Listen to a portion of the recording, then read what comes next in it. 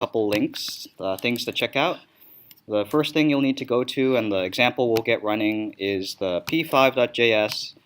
Has some nice libraries to add in HTML functions, like having buttons, having a fill form, and the troublesome thing about getting this working with your code is you have to add another kind of library in addition to p5.js. So from the assignment prompt, there's something like cdnjs.cloudflare, Ajax, and we're using the p5.dom library. So you'll click on Settings, you go to JavaScript, and in this little bar, you won't look up p5, you're just going to paste this in. And the text comes from the assignment prompt. And when you add that, you should see something, Cloudflare, Ajax, blah, blah, blah, add-on /p5.dom.min.js. And when you save, now we can borrow this code where it has a little input button. And this is the main part we're going to focus on, this thing, the submit. This is how we trigger different behaviors. The P5 reference website has a bunch more code than we'll need. We'll copy and paste, let's say, this greet function and kind of modify this to our liking. So we notice that the greet function from the reference website is a function by itself, so we'll scroll to the very bottom, make sure it's on its own set of lines. And then we notice we have some other code inside setup where they actually create the button. The key line being this one right here, button equals create button submit. And what we're doing now is going outside of JavaScript, so we're going more so into like the HTML and CSS. Those are the languages of the web pages and the internet. So copy and paste that in, we'll save it, we'll click run. And now we see that exact thing. What is your name? Maybe you'll answer Mr. Chan, and then we click submit. It says hello, and then Mr. Chan gets printed all over the place because that thing got repeated. So some unintended side effects, but oh look, we got a button working at the least. So that's nice, it's working. And then we go and highlight some parts that I will modify, in which case you will learn to modify. So here we notice when we create a button, whatever you put inside here is the name. So maybe here is our even.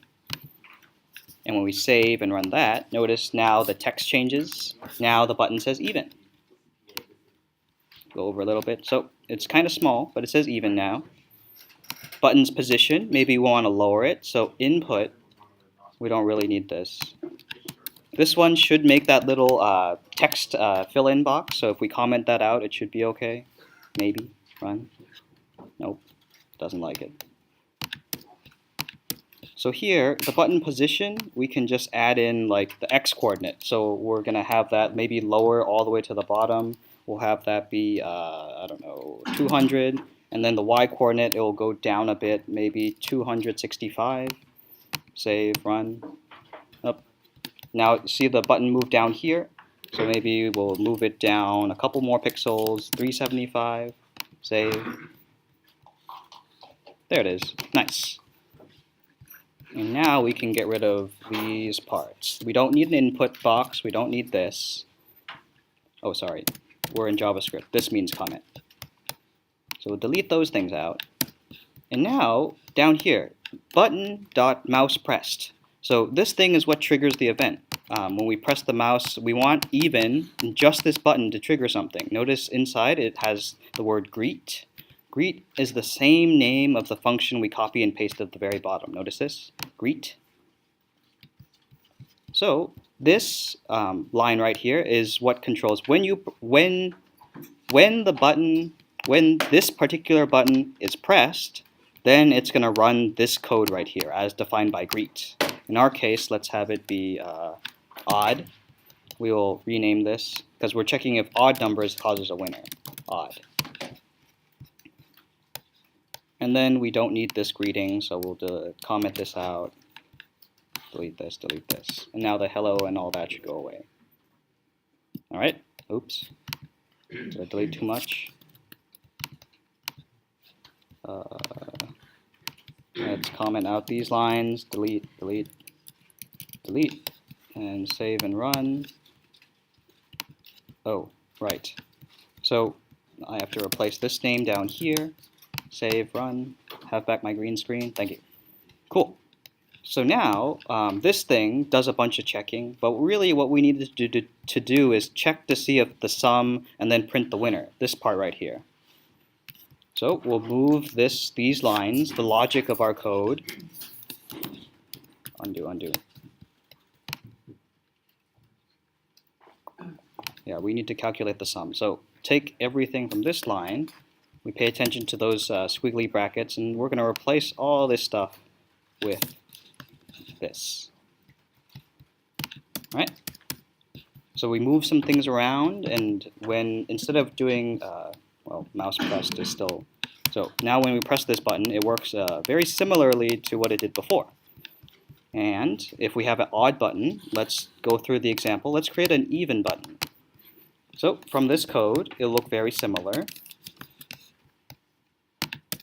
Let's have button, now we'll call it the even button. It'll be to the left. Let's have it be 160. And now it's going to call this even function.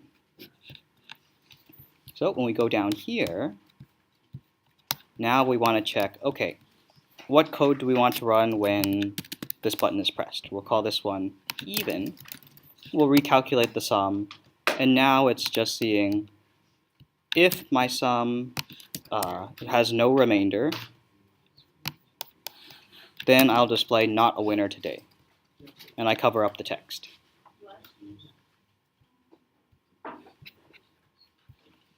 So I no longer need this part from my code, because now I'm separating the odd and even behavior.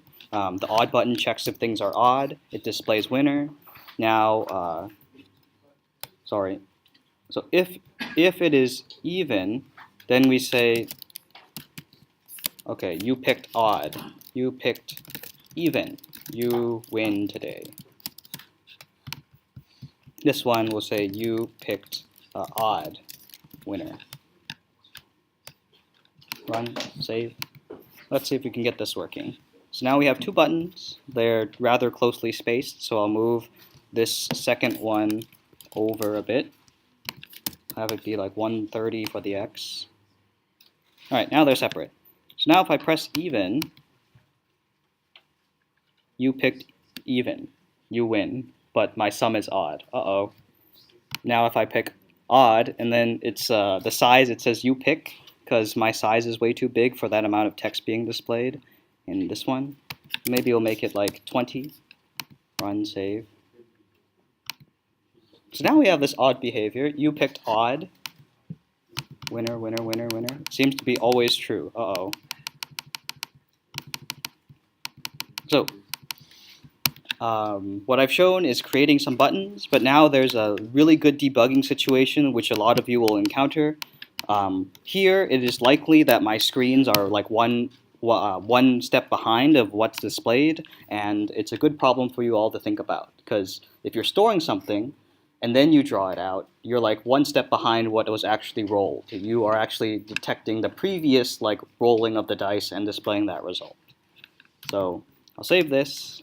I'll put it on Google Classroom. The rest of your time is for you to code.